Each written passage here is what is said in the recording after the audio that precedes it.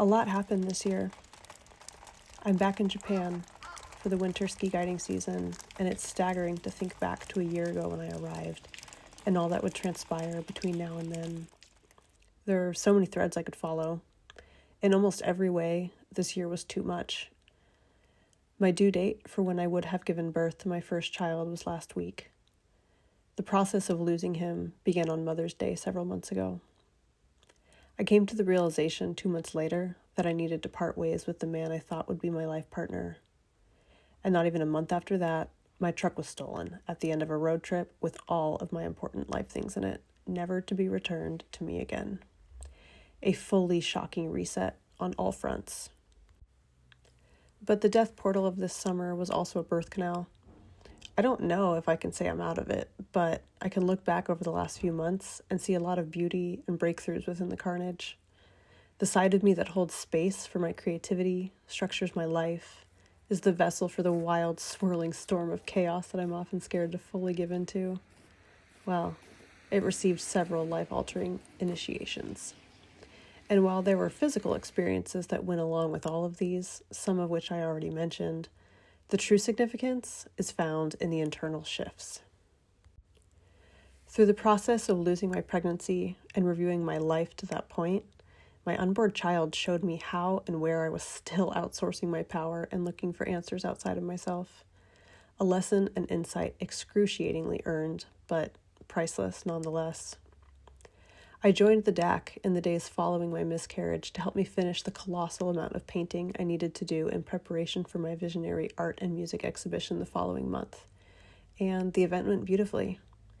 It also showed me the quiet underlying Peter Pan worldview I held that, if I just painted from my heart enough, it would all work out, i.e., I would be blessed with financial abundance and finally get to rest in the long sought-after security and stability I had always longed for after 10 years of having a creative career.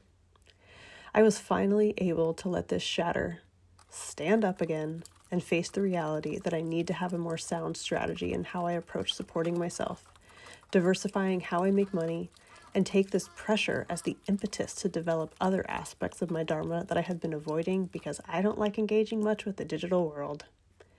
I finally came to grips with the fact that though I have enjoyed hiding in the mountains for most of my adult life, if I truly care to be of service, that means engaging with the world where it is at, not where I want it to be.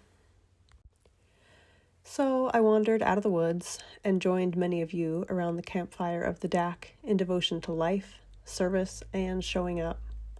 I have begun the at times challenging work of learning to build structures, hold vision and focus, and make the necessary decisions and jumps to create the life I actually want to live in service of life.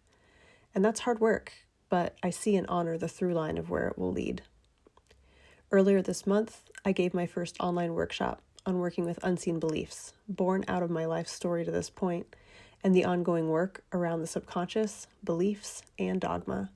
And this was a huge personal milestone, and also the first step in a long journey.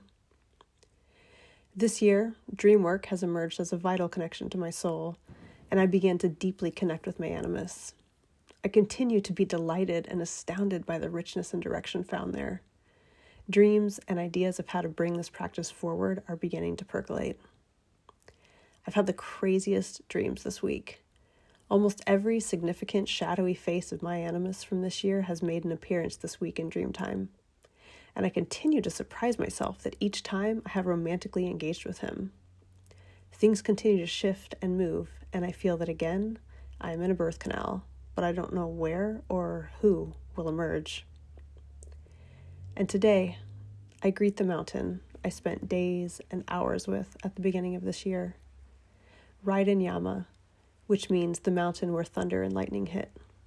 This beloved, powerful mountain. I cried when I left a year ago, worried I may never see him again. But alas, I am back, a different person than the woman who stood here before. So I will leave it at that. Happy winter solstice, my friends. May you take the time to reflect, sit with, celebrate, mourn, and dream into this reality that we all share in service of life and a chance at a better world.